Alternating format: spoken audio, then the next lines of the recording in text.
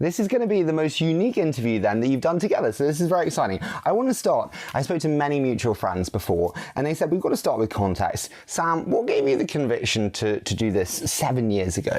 I think there were two things that seemed, well, I've been interested in AI since I was a little kid, and I studied it at college when nothing was working, but when we started, there were two things that seemed really important. One, deep learning seemed to actually legitimately be working, and two, it got better with scale. We didn't know how predictably it got better with scale at the time, but it was clear that like bigger was better.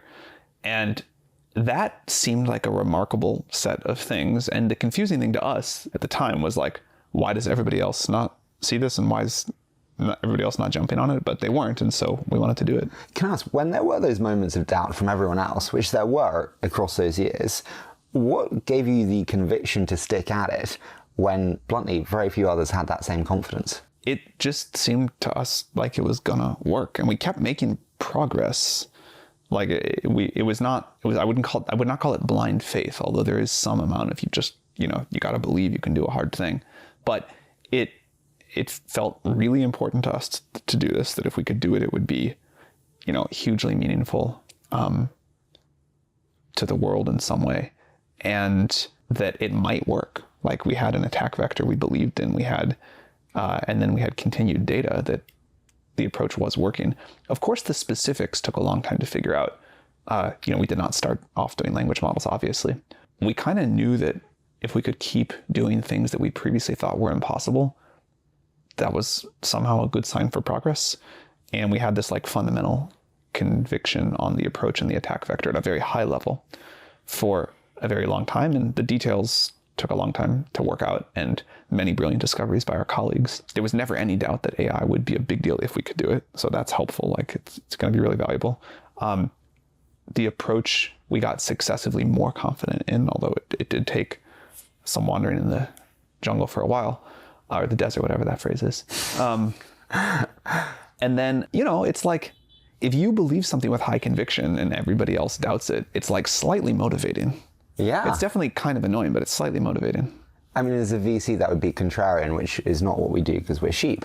But I do want to start on actually the relationship that we have here, because it is such a unique partnership. And again, we said this is the first time you've been interviewed together. How did the partnership come to be? Brad, why don't you tell me that? Sure. Well, Sam and I worked together a long time. And we spent a lot of time at YC looking at this batch of companies that was starting to hit the growth stage that were these really deeply technical projects: nuclear fusion reactors, quantum computers, self-driving cars, satellites, things like that. And I was kind of focused on those companies from an investment perspective. And OpenAI was kind of the first company I saw that I was like, you know what, like this one's kind of unique because it kind of just seems to be getting better over time. It's not this kind of binary risk. And I remember pointing that out to Sam and saying, I think there's something that's going to be different about this company as compared to some of the other companies that we were looking at the time. And I ended up spending more time with Greg and Ilya. The properties that Sam describes of these systems just getting better with scale, at first kind of unpredictably and then more predictably, I thought that was just so unique. And I think we kind of saw the same thing, maybe somewhat from different angles.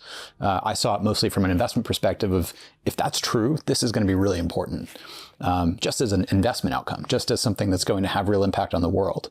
And so I really felt that kind of conviction early on, and I just wanted to help any way I could. Did you have that plan that you wanted to join full time? Like, when did that come into fruition that you wanted this to be your mission for the next multi-decade? It wasn't at first. I actually was mostly just trying to help Sam recruit a CFO. Brad actually worked at OpenAI full time before I did. That's true. I beat him there. First time I've beaten Sam on anything. But just take it as a win. Yeah, exactly. No, I was trying to help him recruit, and at the time, no one wanted the job. I asked probably 25 people if they would want to be CFO of OpenAI, which at the time was just a small kind of sleepy nonprofit. And I went 0 for 25.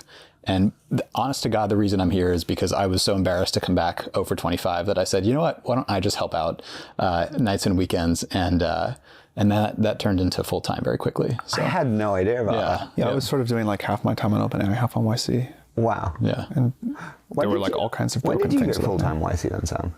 I started doing OpenAI full-time. It was kind of like a gradual-ish process, but I think like by the spring or summer of 2019. Okay, so Brad beat you to OpenAI.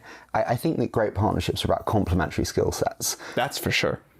And so I wanted to hear from each of you, like an all-star Mr. and Mrs. Like, what is Brad amazing at that the world doesn't know? Look, I think one sign of like a good partnership, I'm thankful to have this with like a lot of the key people at OpenAI, certainly with Brad, is like, if you can't do each other's job, maybe Brad could do my job for a week. I certainly could not do Brad's job for a week. And I think that ability to divide up as a team and have a very high bandwidth communication channel with each person and all together as a leadership team is super important. Brad is good at a lot of things. I'll talk about just two here in the interest of time. One is adaptability. Brad joined to do finance, obviously, and now does something, I guess it's like in the sphere of finance, but very, very different. We didn't have a business at all, or we didn't have an appreciable business until very recently. And when it became clear that we were going to have a very fast growing business, I kind of like looked around and was like, we really need somebody. We got to get someone to do this. And I kind of like looked around the room and I asked Brad to do it. And he was just like, okay, I'll figure it out. Like, I might need like a little bit of time to get up to speed, but this is, I've done like business-ish stuff before and can go like build all this out. So the willingness to just like take on new challenges at each level of company scale and figure it out as you're going, Brad is super great at. And then the other one is, I'm like financially illiterate, so all of that seems amazing to me. But to build out a new product category and go-to-market function around that takes a very wide array of skills and a great deal of patience, and sort of like a customer obsession from a product to a business model to a how we're going to deal with customer support and everything else that goes around that. And Brad's ability to see the whole picture of that and how it comes together so that, a company that we're here today at this enterprise sales event. I think if you had said a year ago, we're going to be like a great organization. Oh, not yet a great organization. We're going to even be a very good organization at doing, an enterprise go-to-market function. I would have said very low chance that that's going to happen. And now we have a pretty good one. I mean, we're going to discuss it later because I think the go-to-market that you've built is incredible. If we flip the tables, though, what would you say is Sam's biggest strength that not many people consider or know? Well, I assume some people know this, but I think... You can say none, that's fine. I'll say two things. They're interrelated. One is, I think at any given point in a company's life, there's only like 1 to 3 things that really matter at that point. Those things change, but there's almost never 10 things that really matter. And I think Sam has an incredible ability to be laser focused on those 1 to 3 things. And that spills over into how we run the team. Because if I know what he's focused on, and we may disagree on what those things are, oftentimes I think we agree, but yeah. If we can at least align on what those things are, and they may not be the right global bets, but they are the ones that feel the right at the time, then it helps me to translate down to the teams that I'm building on, whether it's that we want to be, more enterprise focused, or it's that we want to really actually change the bet we're making on research, or we actually want to bet more on one thing versus another, or we really need to get this thing right. It helps keep us moving very fast. And I think that's kind of the key to how to kind of maintain velocity at scale that most companies start to lose inherently as the number of things and what the perceived number of important things are goes up. And the second thing I'll say is just a very long-term future orientation. And you kind of have this like idea that you're running at this thing that's like really far out there. And the process of just defining what those 1 to 3 things are, by the way, that's most important, is really just a function of trying to figure out what the 1 to 3 things are that are the fastest accelerants to get us to that point. And Sam's has this like maniacal focus on that future world. My job is just to fill in everything in between. What are the 1 or 2 things that you think are most important to you now then? There are a lot of AI orgs in the world that can copy what other people do.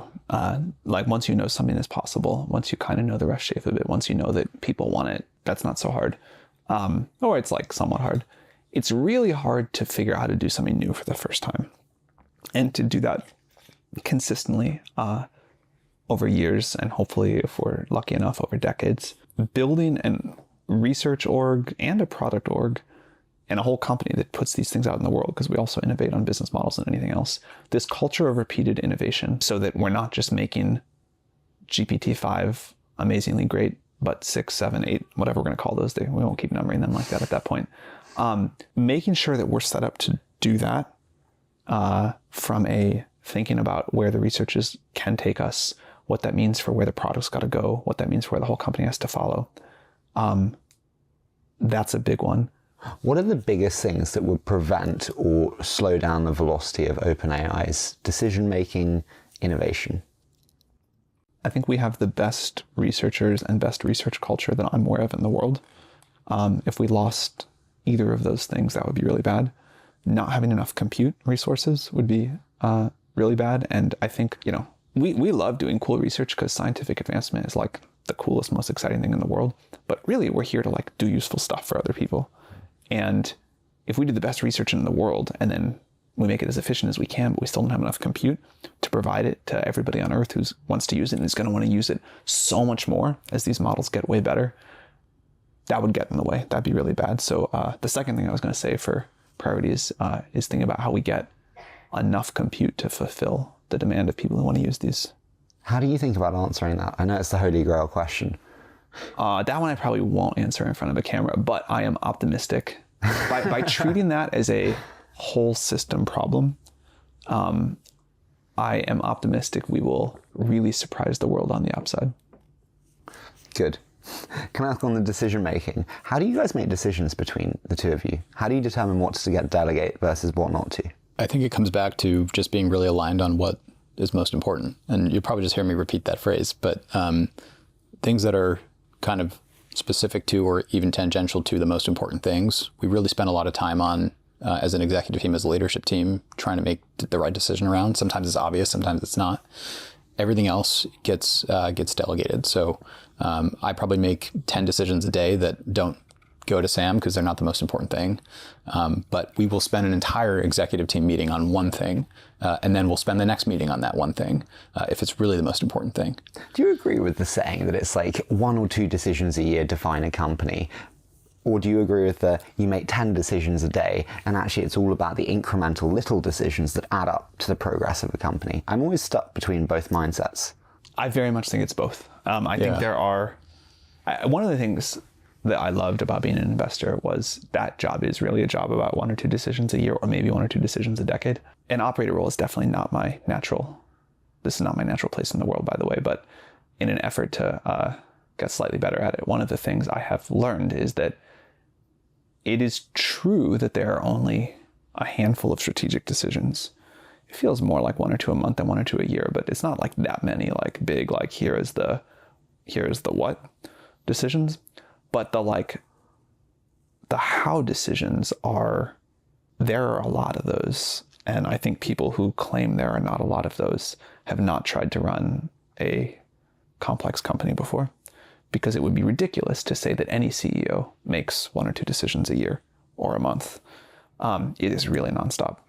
But there's a difference between like the big, like we're going to do ChatGPT or we're not going to do ChatGPT. And then the like to make that successful along the way in the spirit of making that one decision a successful one. Here are the 10,000 little things you have to do along the way. Why do you think you're not an operator?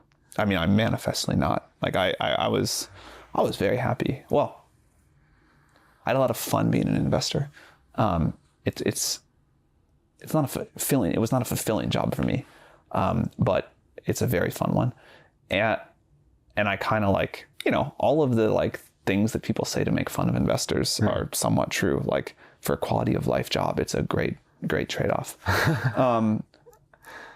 But yeah, with no false humility, I'm just not an operator by nature. I'm happy to do it because I really love OpenAI and I think AGI will be the most important thing I ever touch, but this is not my natural fit. It's just funny to hear when you think about OpenAI being, the fastest growing Brad company. would agree. I'm sure. I would agree. Yeah.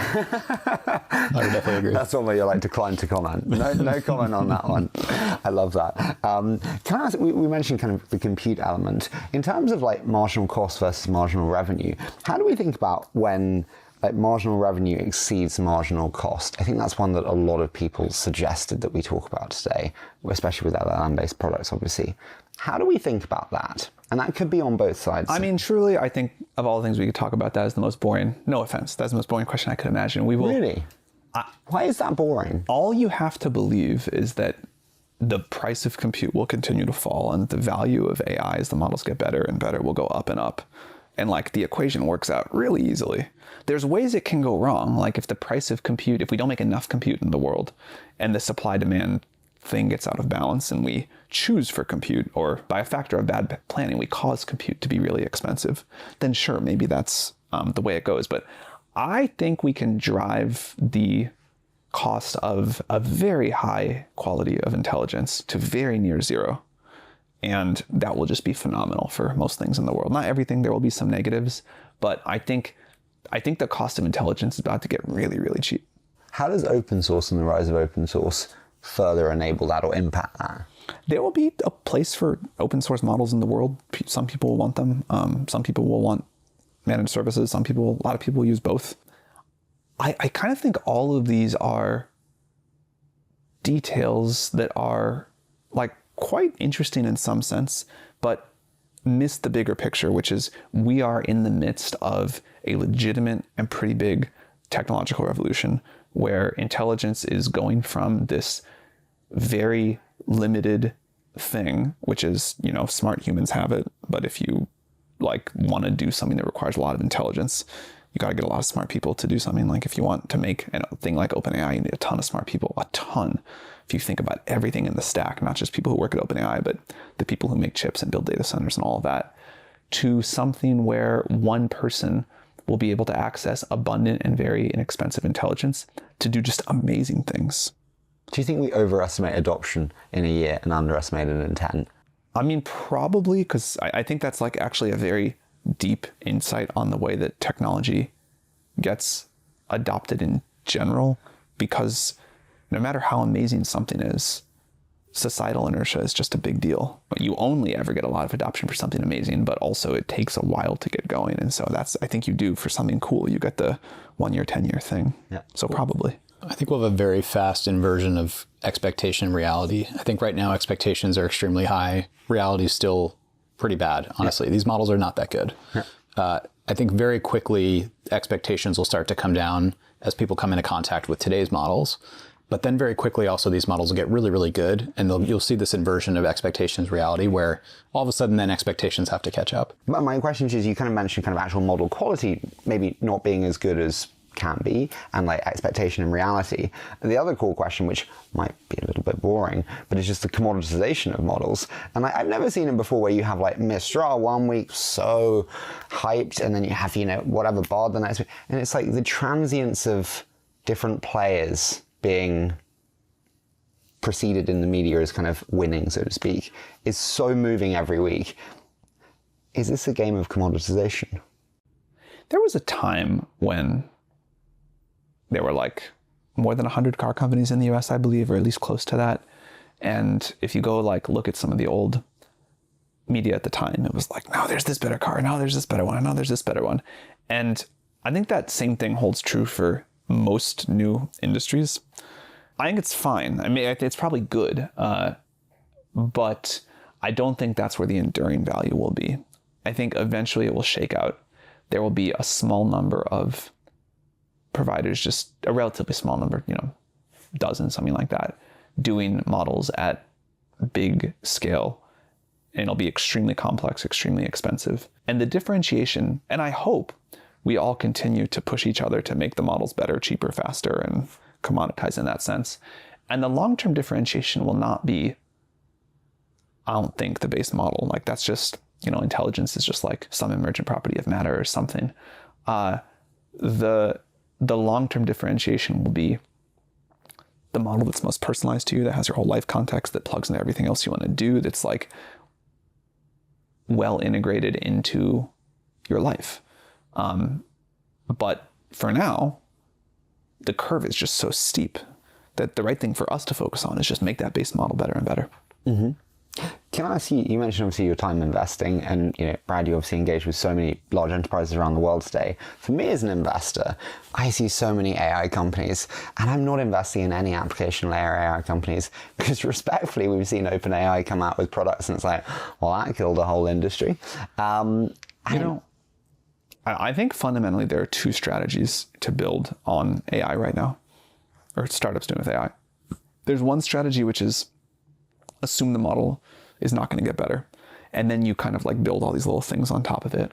And then there's another strategy, which is build assuming that OpenAI is going to stay on its same rate of trajectory and the models are going to keep getting better at the same pace. It would seem to me that 95% of the world should be betting on the latter category. But a lot of the startups have been built in the former category. And then when we just do our fundamental job, which is make the model and its tooling better with every crank, then you get the OpenAI killed my startup meme. Yeah. If you're building something on GPT-4 that a reasonable observer would say, if GPT-5 is as much better as GPT-4 over GPT-3 was, not because we don't like you, but just because we have a mission, we're gonna steamroll you. But there's a giant set of startups where you benefit from GPT-5 being way better. And if you build those and AI progress keeps going the way that we think it's going to go, I think on the most part, you'll be really happy. As an investor looking for an investment thesis that will actually last, what are those that will not be steamrolled that I can invest in, Sam, versus those that could be? Ask the company whether 100x improvement in the model is something they're excited about. It's actually, we can tell pretty well because we know the companies that come to us saying, we want the next model. When is it coming out? When is it coming out? I want to be the first to try it. It's going to be the best thing for my company. And then there's a lot of companies that we don't hear from in that regard. And I think that's like a pretty good delineation, is if there's a clear path to how better intelligence, better underlying intelligence accelerates that product in that company, most companies can tell that story really clearly. And so Klarna would be an example of that? Klarna is a good example. Because for Klarna, I mean, the numbers are astonishing. And think how much better that gets if the next model is as good as we hope it's going to be. I talked just this morning to an AI medical advisor, I guess they would call it. And they were like, here's the places the model's underperforming. It's still pretty useful for these kinds of things. But if the model could just get this much better on these metrics, we'd have all these other businesses. So can you all do that faster? And then we can have this thing that'll save all these lives and give people who have not had access to medical care some access. And how soon can we get that? And here's how many people are dying every day you delay. It was an effective pitch, actually. There were questions beforehand that I was I've never asked that. That's a terrible question. And I'm kind of proceeding to ask most of them, so I'm sorry for this. But we mentioned kind of model improvement there. How do we see the rate of model improvement? Is it linear? Is it does it plateau at points? Obviously now it's accelerated faster than ever in the last whatever time period we want to call that. How do we see that rate of improvement in models? It feels very punctuated externally, which means I think we've done a suboptimal job on one of our core beliefs. We have this idea that iterative deployment is important, and what you don't want is to go build AGI in secret in a lab. This is the limit case, toil away for a couple of decades, and then push a button, and all at once the world has to contend with AGI. And better than that to us, it seems, is to put a model out into the world, let people have some time to think about that, react, figure out how they want to use it, what they'd like it to do differently, what they'd not like it to do, what guardrails society wants or doesn't want, and then, build up sort of more societal engagement with it. And I think in some sense, one of the most important decisions we ever made was this one. And that includes things like deploying ChatGPT into the world and getting the world to take advanced AI seriously, which we tried to talk about for a long time and didn't really work. And, deploying that really did. But as we think about future models, I think we underestimated, because we've like lived with these models for so long and because we watched them get better and better little by little, we underestimated how much, even with our strategy of iterative deployment, a lurch forward some of these things would be. So as we think about the next models, we're trying to find a way to make that even smoother, so that it feels closer to the smoothness we feel internally to the external world. Do you think the strategy of iterative deployment will still be possible moving forward as you get bigger and bigger? You see, obviously, like Fair and Llama released some on like medical scientific writing, and they got terrible blowback and they had to pull it away. Bard obviously did theirs, and they got an 8% reduction in share price. Like, as you get bigger and bigger and bigger, releasing an imperfect product can have such ramifications.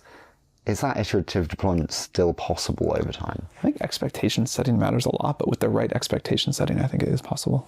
Yeah, I would agree with that. I think we learn a lot also. And so when we released Sora, for example, we get an incredible amount of feedback from the creative community, from media, from industry. And we actually started now to kind of incorporate that feedback into how we think about our research roadmap for that, for that specific modality. And so in a way, like we kind of start with expectations really low. We just try and learn. And we really kind of just listen to the world, and then we try and incorporate that as best we can so that by the time we actually have something we want to share, it's something that really feels useful and people have kind of natural familiarity with it. And it almost feels like it was kind of built more for them. And I think that's like kind of the mode that we'll operate in somewhat here is this, it is really iterative. And it really is this kind of more code development with the world, maybe more than the world appreciates. Can I ask one final thing, and then I do want to go on to GTM, but you mentioned obviously the medical advisor earlier. I hear you've got a passion for how bluntly AI can solve cancer, and specifically certain medical... Well, it's more like I have a passion for how AI can help, I don't want to say help like greatly increase the rate of scientific progress. And curing cancer would be a great example of that. But I do generally believe, and this is like, there's definitely just a personal element of excitement, but I think science is awesome, but I genuinely believe that scientific progress is like the highest order bit of progress for society, economic growth, quality of everyone's lives, all of that.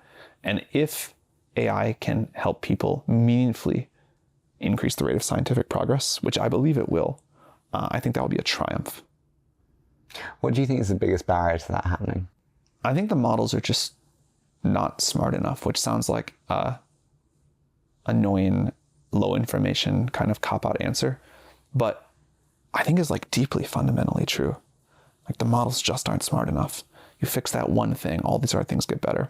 There will be all these ways that we have to figure out how to integrate tools into people's workflow, and model ability in different areas will matter a lot. But if you zoom out, doing scientific research with the help of GPT-2 would have seemed fairly laughable.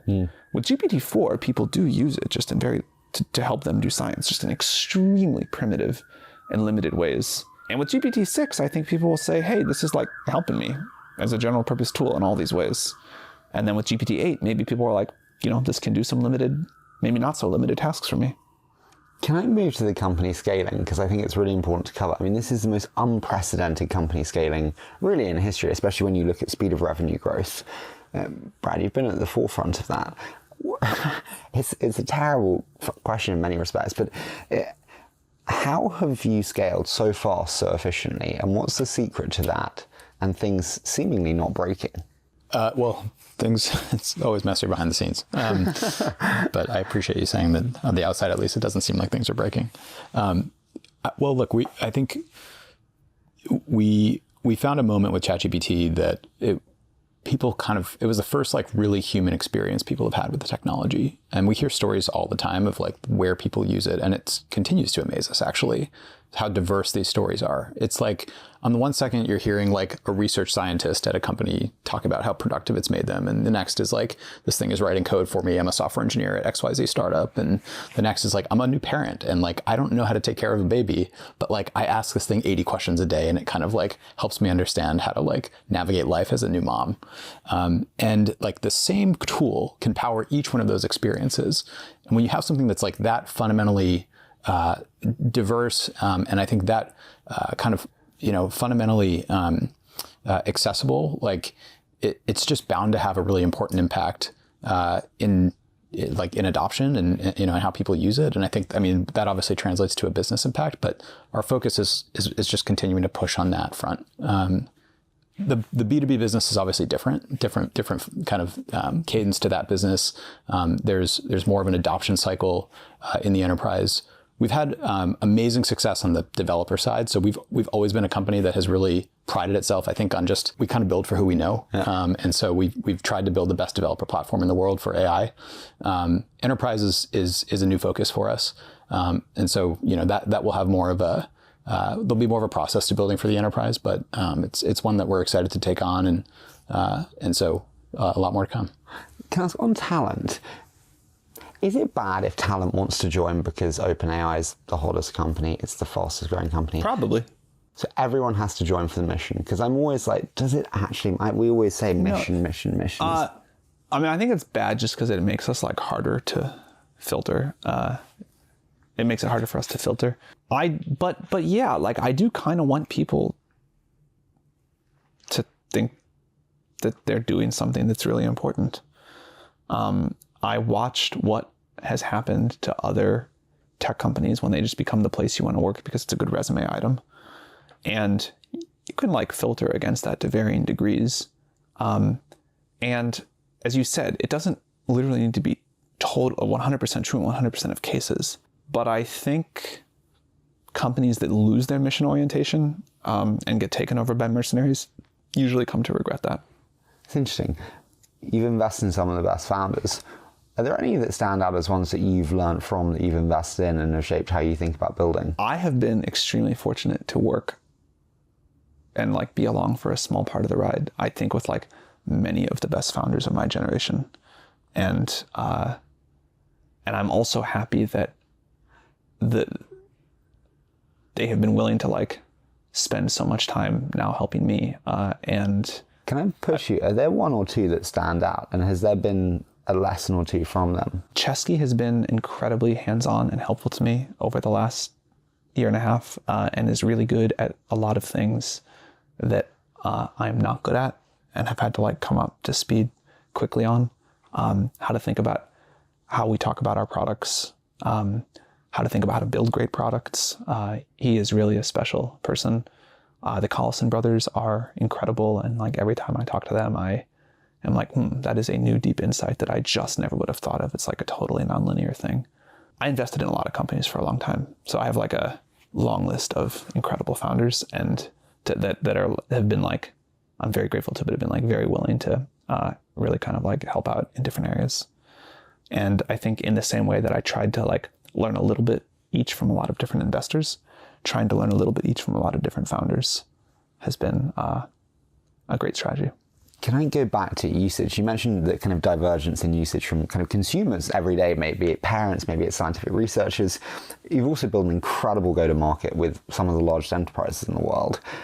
What have been some of the biggest lessons on enterprise adoption and how large enterprises are thinking about it, approaching it, adopting it, that you think are noteworthy? I think the biggest one is enterprises have a very natural desire, I think, to want to throw the technology into a business process with the pure intent of driving a very quantifiable ROI. I know what none of those words mean. But it sounds great. I mean, this is my joke, but I couldn't There's do three Brett's strategic levers. I manage my supply chain and it costs me X per year, and I want to take AI and throw it at a specific process in supply chain management and cut 20% of my spend out of this specific area that I spend money on. That type of thing. And that's great. We are here and happy to help you think through that problem. I think people, though, criminally underrate how important it is actually and how much like return you really get on just giving people access to the technology. And that there's this kind of, because you can't quite quantify exactly how it works, but like someone that used to spend 2 days doing something that now spends 2 minutes doing something and is freed up to do like 85 other things in their daily life, that doesn't really show up in how you would think about ROI as an enterprise. But imagine doing that now 10,000 times over, 100,000 times over. How do you explain that to enterprises? Because you're right, it's not like a budget line where you're like, oh, we got rid of X. Yeah. It's difficult to show that supply of time shift. Yeah, I mean, part of it is just having time to show it. ChatGPT is a business product is still so new. We released enterprise back basically in late August, September of last year, and Team is a self-serve product we released earlier this year. So the time in market's been virtually zero, and enterprise adoption cycles are slower. But so I think part of it will just come with time, and part of it just comes with expectations of your workforce will want these tools. And also, like, you're going to start to hire people who will have come from a world where they could only ever use these tools, and they could use as much as they'd like. And they will expect to be able to use them in the workplace. And so I think that, like, over time, we will start to see that shift. But right now, I think there's this kind of weird miscalibration of where people think they should be deploying AI that's going to have high impact with where I would say they should be deploying AI, where there will be high impact. What questions do you think the biggest companies don't ask that they should ask? Questions the biggest companies don't ask that they should ask? Yeah. About how to use AI, about how to integrate it, about concerns that they should think through. A lot of companies think it's static. So a lot of companies think GPT-4 is the best the models will ever get. That's understandable. Every technology they've ever had to adopt has been relatively static. If you think about, like, what the iPhone looked like, what mobile looked like in 2009 versus today, it kind of is the same thing. Like, the form factors change a little bit. They're faster. They're, like, higher resolution, but, like, the technology is pretty much the same. Application development is pretty much the same. Same thing with cloud. And so here they've been handed this new technology, and I think their expectation is like, well, this is it. And I think they don't ask enough about really how steep that rate of change is, and, like, how to think about, like, what the next wave of the technology will be in the wave after that. And how to think through implementing that. Do you think they're set up for that rate of change? Like, we're obviously in London now. European corporates are not that fast moving. When you change as fast as you are changing, it's almost very difficult because they get used to their workflows and processes, and then you change and you update, and it's like, oh, fuck. Well, they're all gone. They're out the window. Do you see what I mean? It's almost hard. Yeah, no, it is hard. And that's what makes our job hard, right? Is I think companies have a desire to want to move that fast, but there's this kind of, when you're operating at 100,000 person or 200,000 person scale, it can be really, really hard. Yeah. And so I think that'll be the big question over the next few years for us. Sam, you mentioned the research-driven kind of culture and the importance to retain that. When you bring in a go-to-market function and sales leaders and whole sales teams, it's very difficult to blend kind of product and sales functions or cultures so efficiently. How do you think about the challenges that one faces? I think this is where Brad and I have a great partnership, in that we have different opinions about maybe how to balance any particular decision. And we're, I think, very good at deferring to the other based off of whoever has, like, more context or feels like it will have a more important impact. But we have really deep agreement, I think, in a way that many people in Brad's role wouldn't, about the critical focus of making sure that we let research drive product and product drive sales. Now, that doesn't exclusively mean that, of course. There's got to be feedback the other direction. And one of the reasons that we love having users now is this is, like, the most important reward signal you can get for if the model's good or not. It's like, how useful is it really to people? Like, that's what matters. But we also know that the best thing we can do to sell more product is to make the product better. And the best thing we can do to make the product better is to have better research. And there's, like, zero disagreement between us ever on that. And that is really important. It's funny, you mentioned the users there. I was chatting to Alex Schultz from Meta before, and he said, ask Sam about growth, and ask him how his mindset has been changed on growth post OpenAI, because it is such a different story. I think there is, like, Alex Schultz is a legitimate growth genius. He'll be there, talking about this retention curve and the 30D here and that and this acronym. And I mean, he really understands the dials of things. I think you usually don't learn that much from failure. You learn more from success. But I think you also don't learn that much from, like, extreme break all the rules, unrepeatable success either. And what we had with ChatGPT, I would be hesitant to say I've learned anything at all about growth. Like, have a once in a generation technological revolution. It's not really, like, actionable advice. So if I wanted to learn about growth, which I do, I'm now very interested in it.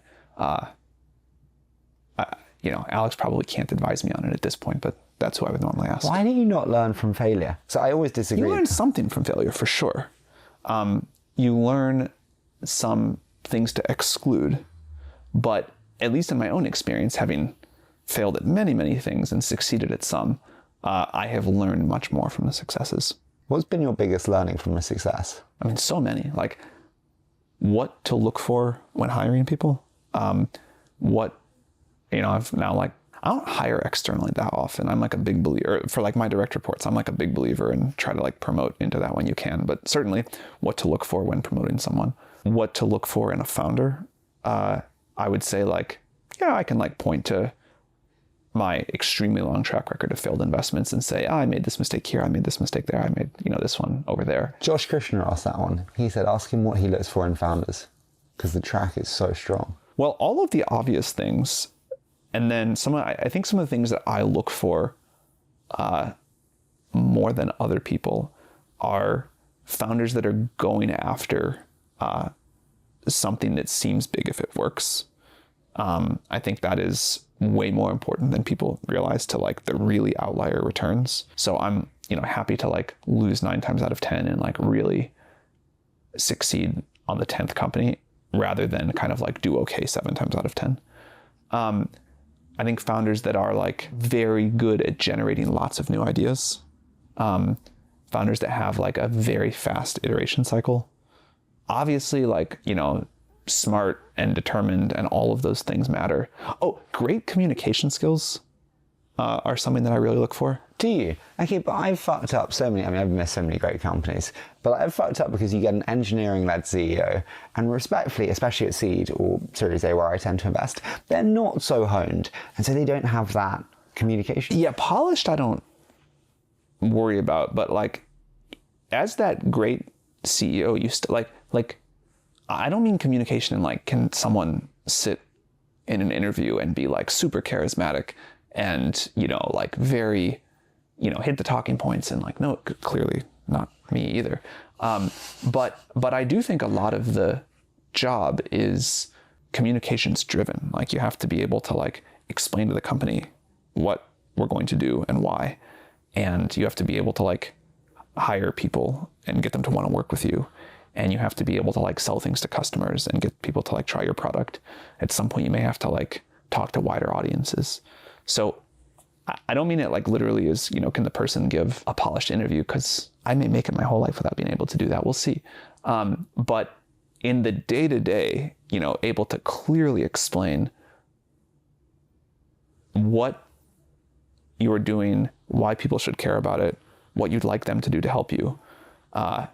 That's super important. Final one before we do a quick fire. I do have to ask, on the people that you hire at OpenAI, one thing that's quite striking is they're a little bit older, actually, or it certainly appears that way.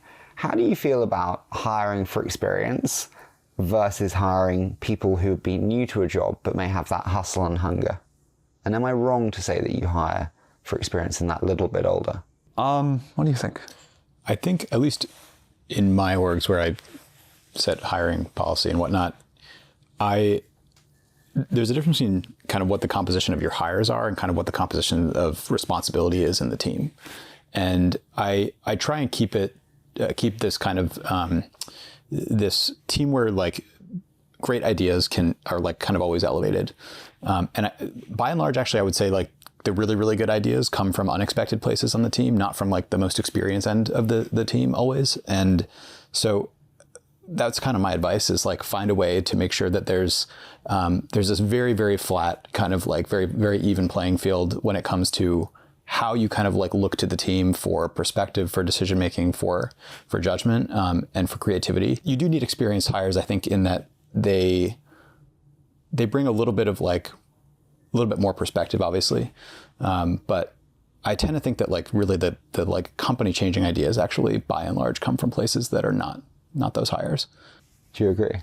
I think there's like some roles where experience really matters and somewhere it either doesn't matter or is a slight negative or it could be a big negative.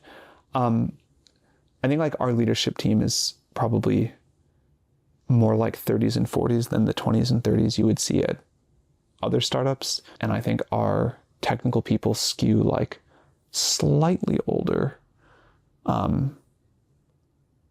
I don't have numbers, but maybe I would guess that like the average age of the technical team is like early 30s instead of the average being like late 20s at some other tech companies. I think part of that is just the sort of like path to becoming a great researcher. There's huge exceptions in both sides. And I don't want to say I don't care about experience on the whole, but I think there's like amazing people with tons of experience. There's amazing people with like almost no experience at all. I think whatever we're doing seems to be working, but it's not like, I don't think about it as a like, do we want more or less experience? I think it's very much like, who is the like, is this the person? I'll add one thing, which is there's a lot of areas explicitly where people coming in with experience, I think what we do is so categorically different. Like it is an entirely new category. The way that people kind of engage with, consume, use, talk about, put your verb in there. This technology is different. So the playbooks for how you actually like bring it to the world are really different. There aren't playbooks for a lot of these things. And so like the approach you take to solving problems you don't necessarily benefit in all ways, at least in my world, from people who've done it for 20 years before. Yeah, one of the joys of new industries is it levels the playing field. It does. I think you saw this in crypto in particular, where suddenly 19-year-olds were just as impactful as a 45-year-old because it doesn't matter. Yeah. I think in general, if you could like sample someone at OpenAI, look at the role they're doing and the level of responsibility they have and the impact they have and say, would I have expected this person to be more experienced or less experienced given that? You would say, on the whole, I would have expected / maybe even hoped that this person was more experienced. Are you ready for a quick fire? Sure. Okay, so it's 60 seconds or less. Per question. Let's start, Sam. What's the single biggest challenge to OpenAI over the next 12 months and then 5 years? 30 seconds each. Doing the best research and the best productization of like the best innovation on that stuff over the next 12 months. And was it 5 years for the second thing? Sufficient, like supply chain and compute. Brad, what have you changed your mind on most over the last 12 months? I would say actually it really is that I think the rate of adoption in the enterprise is actually going to be way faster than people realize. I think we will buck convention on that. Enterprises have a reputation as being slow adopters of technology. I think that will not be true here. Does that differ by geography? No. Do we have loads of experimental budgets? Do we have loads of experimental budgets? Well, we have real budgets, and that'll help. Yeah. Sam, what are you most concerned about in the world today? The whole thing just feels like way more on the whole situation of the world, the geopolitical thing, the sort of socioeconomic stuff, politics. It feels more unstable to me than it has felt since I've been paying attention. And there's no like one thing I would say that I couldn't with confidence tell you like, here's the crux of it or here's the root cause. But the general macro instability feels high. Brad, what's been the most unexpected thing in the scaling of OpenAI for you? I think it's how consistently the scaling of models has worked. It still breaks my brain. I've watched the same trend line for 6 years now, but I still find it incredible that you can make these models bigger and they get predictably better. And that is a tremendous gift. Brad, what do you know now that you wish you'd known when you started at OpenAI? I wish I'd appreciated the order in which the technology was actually going to have impact. It caught us somewhat by surprise how important the technology is and is going to be in creative industries, for example, relative to more knowledge-based industries or relative to even more industrial industries. We were doing robotics really early on. And so I was preparing for a world where we were working with robotics companies and building robots and working with gaming companies and building agents. And we've gone completely the other way. Sam, what do you not do much of that you'd like to do more of?